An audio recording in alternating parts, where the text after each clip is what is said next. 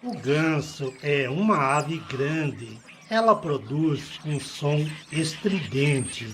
Ela pertence ao grupo das aves aquáticas, assim como o pato e o cisne.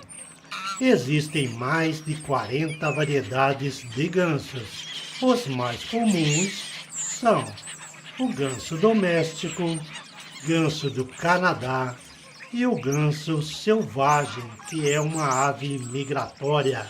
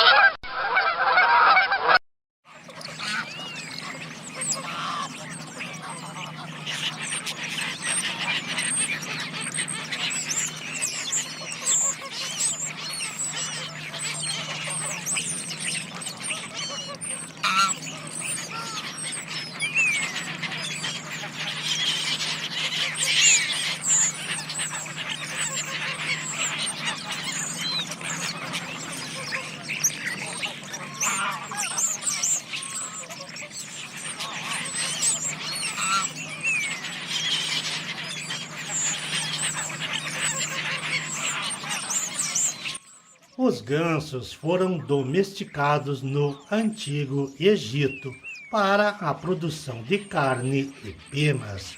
Os gansos domésticos são mais ativos durante a noite e, dado ao seu sentido territorial, podem exercer funções de cão de guarda.